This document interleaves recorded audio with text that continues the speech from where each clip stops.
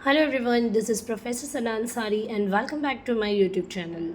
Friends, in our last video we have already discussed about the sources of agriculture finance, in which we discussed about the part A, which was totally based on the non-institutional credit. But in our today's video lecture we are going to cover the part B, that is institutional credit.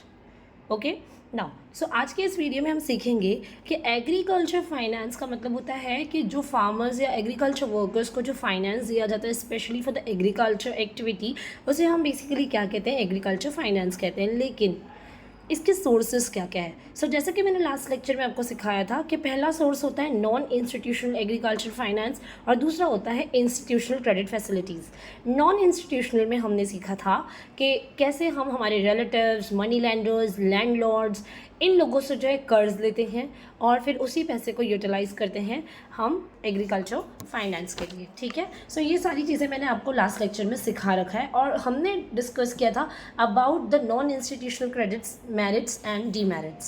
So if you want to watch that videos too, so I'm going to share the link on my description box so you can watch from there. Okay, so now let's discuss about the structure of institutional finance, but deeply we are going to focus on the institutional credit.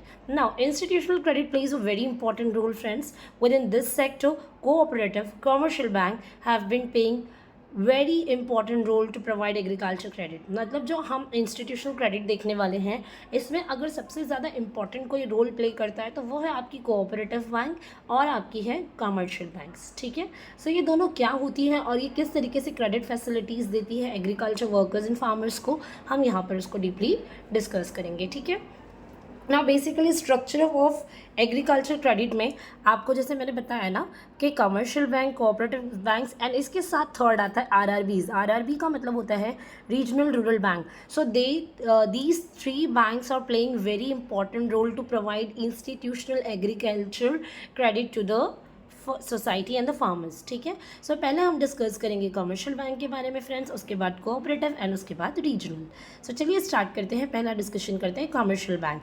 Commercial bank वो होता है friends जहाँ पर आप और मैं जो easily हमारे सेविंग अकाउंट्स ओपन करते हैं, जहाँ पर हमको इजीली मिलती है डिपॉजिट और विड्रॉवल की फैसिलिटीज़। ठीक है, लाइक हम बोल सकते हैं एक्सिस बैंक, यूबीआई बैंक है ना, और bank of Baroda, like that. Okay, so according to 2016 and 17 data, total 75% of the total institution credit of the agriculture sector is provided by the commercial bank. मतलब agriculture credit facilities जो दी जाती है, खेती बाड़ी के लिए जो लोन की सुविधाएं किसानों को दी जाती है, वो सुविधाएं ज़्यादातर कमर्शियल बैंक के द्वारा दी जाती थी और कमर्शियल बैंक का जो कॉन्ट्रीब्यूशन था it was almost about the 75%। ठीक है, अब कमर्शियल बैंक जो कर्ज देती है ना, लैंडिंग का मतलब होता है कर्ज देना, बोरोइंग का मतलब होता है कर्ज लेना। इस केस में बैंक होती है लेंडर और किसान फार्मर्स होते हैं बोरोवर्स। ठीक है, commercial banks lending can be classified as short term, medium term, direct finance. ठीक है, और एक होता है इनडायरेक्ट फाइनेंस। हम इनको देख लेते हैं। सबसे पहले शॉर्ट टर्म का मतलब होता है कि कुछ पर्टिकुलर पीरियड ऑफ टाइम के लिए ही लोन दिया जाता है। For example we can say the 1 year के लिए। ठीक है, शॉर्ट टर्म में जो लोन दिया जाता है किसानों को कमर्शियल बैंक के द्वारा, वो बेसिकली लोन दिया जाता है ताकि it provided to purchase seeds, बीज खरीदने के लिए, फर्टिलाइज़र खाद के लिए, पेस्टिसाइड कीड़े मार दवाइयों के लिए। ठीक है, ज़्यादा से ज़्यादा जो कमर्शियल बैंक लोन देती है ना, तो 50% लोन जो है शॉर्ट टर्म के लिए देती है, जहाँ पर किसान बीज, खाद और कीड़े मार दवाइयाँ खरीद सकें। फिर है medium and long term loan. अब medium and long term loan basically provided to purchase cattle, जो भी एनिमल्स लगते हैं, इक्विपमेंट जो खेतीबाड़ी के लिए यूज़ किया जाता है, एंड लैंड इम्प्रूवमेंट के लिए जो भी काम करना है उसके लिए पैसा दिया जाता है। ये अगेन 50% कैटेगरी में आता है। मतलब 50% लोन कमर्शियल बैंक जो किसानों को लोन देती है ना, उसमें सबसे ज़्यादा शॉर्ट टर्म के लिए होता है, जहाँ पे किसान बीज, फर्टिलाइज़र वगैरह खरीदते हैं। फिर दूसरा ज़्यादातर 50% जो किस पे होता है, मीडियम एंड लॉन्ग टर्म, मतलब जहाँ पर किसान कैटल और इक्विपमेंट्स खरीदता है। ठीक है, फिर direct finance provided to purchase pump set, मतलब वाटर के जो वाटर पम्प्स होते हैं वो खरीदने के लिए अगर किसानों को लोन चाहिए, डायरेक्ट फाइनेंस वाला लोन दिया जाता है। ठीक है, ट्रैक्टर्स खरीदना है, मशीन खरीदना है, ट्यूबवेल्स खरीदने हैं, इसके लिए मतलब कमर्शियल बैंक जो है 50% आपको शॉर्ट टर्म के लिए देती है, 50% आपको long term and medium term के लिए लेती है, जहाँ पर आप कैपिटल इक्विपमेंट खरीदते हो। और 10% जो है यहाँ पर कॉन्ट्रीब्यूशन कमर्शियल बैंक के लोन का किस पर जाता है, to provide loan facilities to the farmers to purchase pumps set, tractors etcetera. Okay, फिर है इनडायरेक्ट फाइनेंस। इनडायरेक्ट फाइनेंस जो एक कंसर्न अथॉरिटी एंड एजेंसीज को दिया जाता है, जो एक्चुअली फूड ग्रेन्स को क्या करते हैं, स्टोर करके रखते हैं फॉर फर्दर डिस्ट्रीब्यूशन। सो इसके लिए भी कमर्शियल बैंक लोन देती है, क्योंकि देखिए गोडाउन में लाना, सर्व करना, उसका देख रेख करने के लिए भी we required money. So in case of that thing, अगर मनी का ज़रूरत पड़ता है, सो वो जो है इनडायरेक्ट फाइनेंस के द्वारा दिया जाता है। और ये इनडायरेक्ट फाइनेंस भी कौन देता है, कमर्शियल बैंक। कितना परसेंटेज तक का देती है, 4% तक का कवरेज है, मतलब 4% लोग जो है इनडायरेक्ट फाइनेंस के लिए आते हैं। सो आई होप आपको कमर्शियल बैंक का रोल समझ में आ गया होगा। एक बार जस्ट क्विक रिविजन कराती हूँ।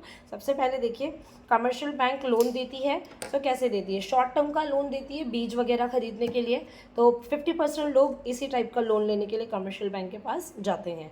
मीडियम एंड लॉन्ग टर्म में लोन दिया जाता है कैटल और इक्विपमेंट खरीदने के लिए। सो अगेन 50% ऑफ पॉपुलेशन जो भी क्रेडिट लेने आती है, तो 50% मतलब आधे लोग ये खरीदने के लिए ज़्यादातर लोन लेते हैं, आधे लोग जो है कैटल वगैरह खरीदने के लिए। 10% तक का लोन फाइनेंस किया जाता है ट्रैक्टर्स एंड पंप सेट्स के लिए, और 4% तक का लोन फाइनेंस किया जाता है इनडायरेक्ट फाइनेंस के लिए, दैट इज़ द एजेंसीज जो स्पेशली स्टोरेज करते हैं, ठीक है, फूड ग्रेन्स का। ठीक है, चलिए नेक्स्ट पढ़ते हैं cooperative banks. Now cooperative banks क्या होती है, ये जो है हमारे रूरल और सेमी अर्बन एरियाज़ में सेटअप की जाती है, ताकि हम रूरल और सेमी अर्बन एरियाज़ को क्या कर सके, डेवलप कर सके। और we specially set up the cooperative banks to convert the rural areas into the urban one. Okay, so अब यहाँ पर भी कोऑपरेटिव बैंक भी दो टाइप का क्रेडिट देती है, शॉर्ट एंड मीडियम टर्म का, और एक होता है लॉन्ग टर्म का, as you can see on the screen friends. ये देखिए शॉर्ट रन, लॉन्ग रन। अब शॉर्ट रन में देखो, स्टेट कोऑपरेटिव है, सेंट्रल कोऑपरेटिव है एंड प्राइमरी क्रेडिट सोसाइटीज होती है।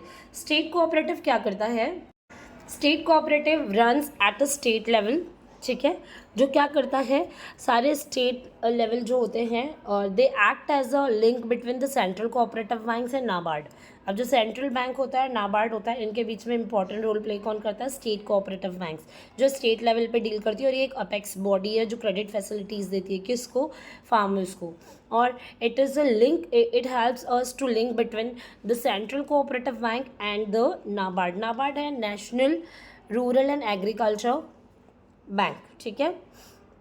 फिर है आपका central cooperative bank. Central cooperative bank जो है डिस्ट्रिक्ट लेवल पे डील करती है and act as a link between primary and state cooperative, ठीक है। एंड प्राइमरी क्या होता है, सो प्राइमरी जो है नॉर्मल जो सोसाइटीज़ को, फॉर एग्जांपल विलेजेस वगैरह होते हैं, गांव देहात में जो है शॉर्ट टर्म के लिए लोन वगैरह देती है फार्मर्स को। और बेसिकली ये जो है फर्टिलाइजर्स वगैरह, एग्रीकल्चर इक्विपमेंट के लिए लोन दिया जाता है। So as simple as that, cooperative bank is again divided into, again it is providing the loan in two parts, short term and long term. तो शॉर्ट टर्म में state cooperative है, central cooperative and primary. State cooperative deals at a state level, central cooperative deals at a district level, and primary cooperative deals with the village level, and all the cooperatives just providing the credit finance to the farmers. And then we have a long term credit. long term credit क्या होता है ना, इसके अंदर भी दो बाइफर्केशंस है। देखो, लैंड डेवलपमेंट बैंक्स होता है एक, प्राइमरी लैंड डेवलपमेंट बैंक्स, एक होता है स्टेट लैंड डेवलपमेंट बैंक्स, ठीक है। अब ये जो है लैंड डेवलपमेंट के लिए दी जाती है, मतलब ज़मीन की जरखेज़ी, ज़मीन का फर्टिलिटी बढ़ाने के लिए जो भी आप काम करते हो, उसके लिए जो है लोन दिया जाता है कोऑपरेटिव बैंक के द्वारा। सो प्राइमरी लैंड डेवलपमेंट और स्टेट लैंड डेवलपमेंट, ये दो तरीके से जो है लैंड डेवलपमेंट के लिए क्रेडिट फाइनेंस किया जाता है। अब इनका जो पीरियड होता है ना लोन का लेना और उसका रीपेमेंट का, वो 10 से 15 साल तक का होता है, क्योंकि हम यहाँ पर ज़मीन की फर्टिलिटी को बढ़ाने पर वर्कआउट कर रहे हैं। और कभी कभी कोई स्पेशल केस में ये जो पीरियड्स है वो एक्सटेंड करके 20 ईयर्स तक के भी कर दिए जाते हैं। तो चलिए रीजनल रूरल बैंक्स की तरफ बढ़ते हैं फ्रेंड। ये हमारा थर्ड इंस्टीट्यूशनल क्रेडिट फैसिलिटी वाला पार्ट है, दैट इज़ RRB। देखिए, RRB सेटअप की गई थी in the year of 1975 on the recommendations of Narasimha committee. यहाँ पर आपको कमेटी लिखना है, नरसिम्हा कमेटी के द्वारा उसके अंदर जो है आरआरबीज को एस्टैब्लिश किया गया था इन द ईयर ऑफ 1975, ठीक है ना। एट प्रेजेंट टोटल भी है 56 आरआरबीज, हाँ, मतलब हमारे पास 56 रीजनल रूरल बैंक्स है। रीजनल रूरल बैंक्स जो रूरल एरियाज़ के अलग अलग रीजन्स में बनाई जाती है for the development of the rural people and the rural areas, ठीक है। अब जो है आरआरबीज के कुछ ऑब्जेक्टिव्स हैं, ठीक है। वो ऑब्जेक्टिव्स क्या है? रूरल इकोनॉमी को डेवलप करना, लोगों को क्रेडिट सपोर्ट देना, फार्मर्स वगैरह जो है या विलेज आर्टिस्ट होते हैं या स्मॉल एंटरप्रेन्योर्स होते हैं, एग्रीकल्चर के लेबर्स एंड वर्कर्स होते हैं, उनको क्रेडिट फैसिलिटीज़ देना। ये मेन ऑब्जेक्टिव है आपके रीजनल रूरल बैंक का, ठीक है। अच्छा, रीजनल रूरल बैंक में कुछ रिसेंट इनिशिएटिव लिए गए हैं for the development of the rural areas. So यहाँ पर जो है रूरल फार्मर्स का जो लोन है ना वो बढ़ा दिया गया है, मतलब लोन फैसिलिटीज़ बढ़ा दी गई है। अप टू 3 लाख तक का the farmers can take loan from any institutional credit institution at a lower rate of interest. Okay friends, तो यहाँ पर मैंने इस पॉइंट को बहुत ही अच्छे तरीके से कोशिश की है आपके लिए कंप्लीट करने के लिए, क्योंकि बुक में, टेक्स्ट बुक में it is very vast. So बहुत सारे बच्चे क्वेश्चन करते हैं how we have to write these question. So basically मैं आपको बता दूं कि कभी कभी एग्जामिनर आपसे पूछेगा कमर्शियल बैंक के बारे में या फिर कोऑपरेटिव्स के या फिर ओनली रीजनल रूरल, या अगर they will ask you about the whole ना, सो थोड़ा थोड़ा लिखना भी इनफ है, ठीक है फ्रेंड्स। सो आई होप ये क्वेश्चन आपको समझ में आया हो। That's all enough for today. Bye bye, have a nice day, take care everybody.